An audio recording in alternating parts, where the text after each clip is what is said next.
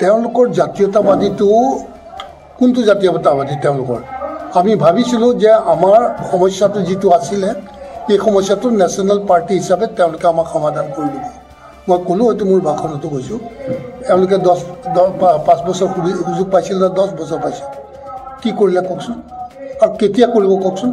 জোৰ পৰি হাত পালে নহয় জোৰ পৰি মুখ পালে এতিয়াও এটা সমাধান নকৰিলে তো আমাৰ সৰ্বানন্দ সোণোৱালেও 5টা বছৰ পাইছিল না শাসন আৰু ৰিভিউ কৰিব দিছিল না NRC ৰিভিউ কৰিবৰ কাৰণে দিছিল 30% তো কি কৰিলে এটামান ক'ৰবাত হেৰি ডিটেক্ট কৰিব পাৰিলে নে এটাওতো নোৱাৰিলে তো কেতিয়া কৰিব কেনেকৈ কৰিব কি মেকানিজম আছে তেওঁলোকৰ হাতত আমৰা হে প্ৰশ্নটো উঠিছো যে বজাৰীত আপুনি অলৰেডি মিটিঙত ডিক্লেয়াৰ কৰিলে দিলীপ বৰুৱা প্ৰাৰ্থী হ'ব এইটো কি আপোনালোকৰ অলৰেডি না ডেফিনেটলি আমাৰ দলত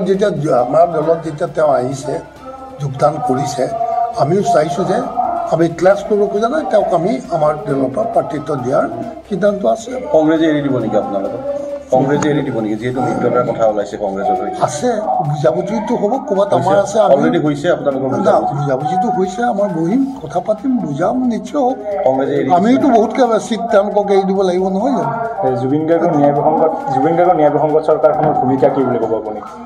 মই আগতেও কৈছোঁ চাওক কিনো ক'ব এতিয়া চৰকাৰখনৰ হাতত চব আছে নহয় চৰকাৰখন মানে দেশখনৰ ৰক্ষা কৰোঁতা সকলোকে জাষ্টিছ ন্যায় দিওঁতা আৰু তেওঁৰ পৰাইতো বিচাৰিব লাগিব সকলোখিনি আৰু তেওঁলোকে কাৰ পৰা বিচাৰিছে সেইটো কোনটো অথৰিটিৰ পৰা বিচাৰিছে সেইটো কথাটো নাজানো তাতে গম পোৱা যায় যে মানুহৰ কিমান সদিচ্ছা আছে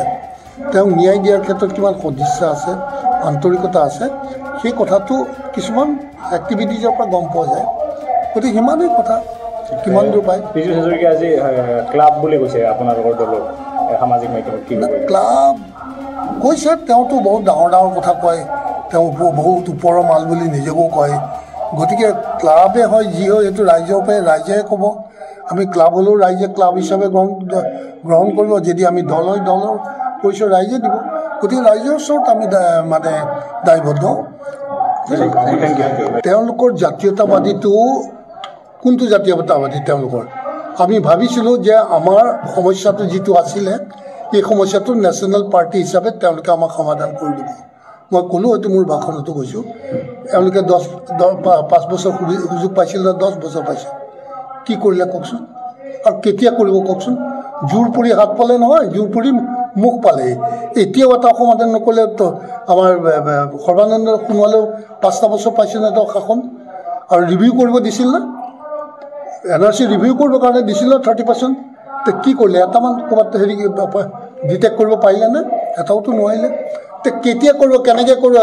কি মেকানিজম আছে তেওঁলোকৰ হাতত আমৰা হে প্ৰশ্নটো উঠিছো যে বজাৰীত আপুনি অলৰেডি মিটিঙত ডিক্লেয়াৰ কৰিলে দিলীপ বৰুৱা প্ৰাৰ্থী হ'ব এইটো কি আপোনালোকৰ অলৰেডি না ডেফিনেটলি আমাৰ দলত যেতিয়া তেওঁ আহিছে যোগদান কৰিছে আমিও চাইছোঁ যে আমি ক্লাছ কৰিব খোজা নাই তেওঁক আমি আমাৰ দলৰ পৰা প্ৰাৰ্থিত্ব দিয়াৰ সিদ্ধান্ত আছে কংগ্ৰেছে এৰি দিব নেকি আপোনালোকক কংগ্ৰেছে এৰি দিব নেকি যিহেতু মিত্ৰতাৰ কথা ওলাইছে কংগ্ৰেছৰ আছে বুজাবুজিটো হ'ব ক'ৰবাত আমাৰ আছে অলৰেডি হৈছে আপোনালোকৰ বুজাবুজিটো হৈছে আমাৰ বহিম কথা পাতিম বুজাম নিশ্চয় হ'ব কংগ্ৰেছে আমিওতো বহুতকৈ চিট তেওঁলোকক এৰি দিব লাগিব নহয় জানো জুবিন গাৰ্গৰ ন্যায় প্ৰসংগত চৰকাৰখনৰ ভূমিকা কি বুলি ক'ব আপুনি মই আগতেও কৈছোঁ চাওক কিনো ক'ব এতিয়া চৰকাৰখনৰ হাতত চব আছে নহয় চৰকাৰখন মানে দেশখনৰ ৰক্ষা কৰোঁতা সকলোকে জাষ্টিছ ন্যায় দিওঁতা আৰু তেওঁৰ পৰাইতো বিচাৰিব লাগিব সকলোখিনি আৰু তেওঁলোকে কাৰ পৰা বিচাৰিছে সেইটো কোনটো অথৰিটিৰ পৰা বিচাৰিছে সেইটো কথাটো নাজানো তাতে গম পোৱা যায় যে মানুহৰ কিমান সদিচ্ছা আছে তেওঁক ন্যায় দিয়াৰ ক্ষেত্ৰত কিমান সদিচ্ছা আছে আন্তৰিকতা আছে সেই কথাটো কিছুমান এক্টিভিটিজৰ পৰা গম পোৱা যায় গতিকে সিমানেই কথা কিমান দূৰ পায় পীযুষ হাজৰিকাই আজি ক্লাব বুলি কৈছে আপোনালোকৰ দলৰ